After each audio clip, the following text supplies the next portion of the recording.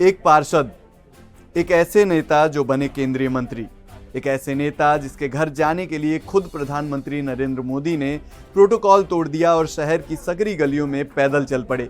UP की सियासत में आजकल एक नाम की चर्चा बहुत तेज है, पंकज चौधरी।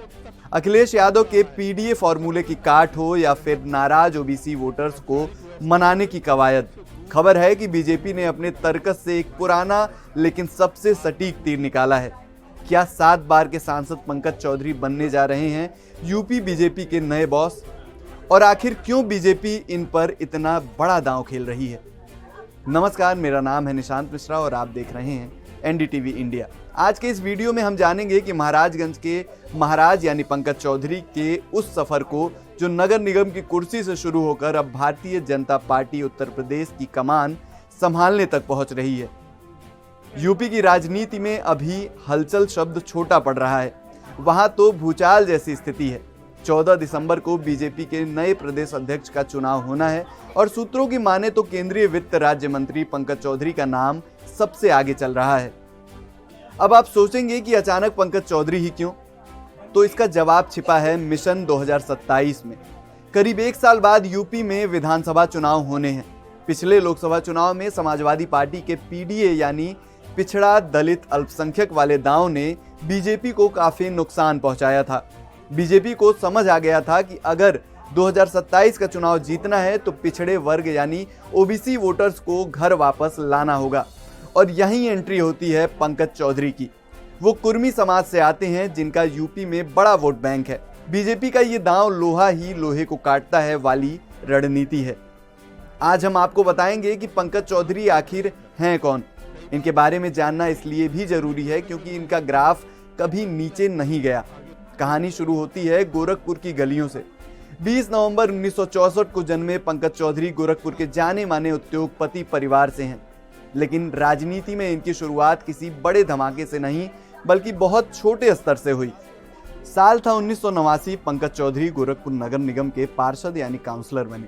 उसके अगले ही साल वो डिप्टी मेयर बने और फिर आया 1991 का दौर जब राम लहर थी। वो पहली बार महाराजगंज से सांसद चुने गए।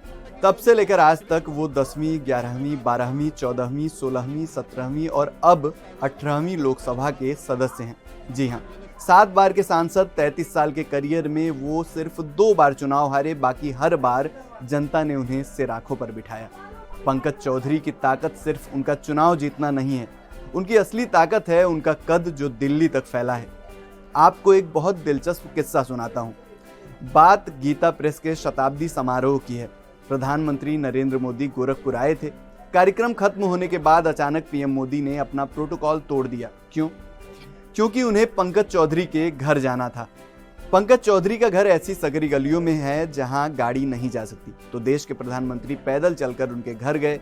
ये वो पल था जिसने पूर्वी उत्तर प्रदेश में बता दिया कि पंकज चौधरी सिर्फ एक सांसद नहीं बल्कि पीएम के कितने करीबी हैं।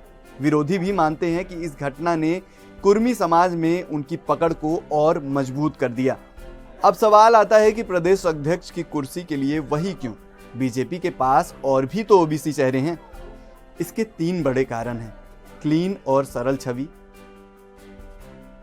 7 बार सांसद रहने के बाद भी उनकी छवि बिल्कुल साफ नेताओं में गिनी जाती है। वो हर समय कार्यकर्ताओं के लिए अवेलेबल रहते हैं। वो ड्राइंग रूम वाले नेता नहीं, जमीन वाले नेता हैं। संघ से नजदीकी। वो शुरू से ही संघ और संगठन के चहेते रहे हैं। कभी कोई विवाद नहीं, कभी कोई गुटबाजी नहीं। Social engineering. महाराजगंज में जब वो राजनीति करते हैं तो सिर्फ कुर्मी नहीं बल्कि हर समाज को साथ लेकर चलने वाले नेता हैं। उनके विरोधी भी उनकी इस काबिलियत के कायल हैं। बहरहाल 14 दिसंबर को तस्वीरें साफ हो जाएंगी। 464 वोटर लिस्ट तैयार है जिसमें सांसद, विधायक और पार्टी के पदाधिकारी शामिल हैं। अगर पंकज चौधरी को कमान मिलती है तो ये साफ संदेश होगा कि बीजेपी 2027 में अखिलेश के पीडीए का जवाब एक मजबूत कुर्मी चेहरे और जमीनी संगठन से देने वाली है।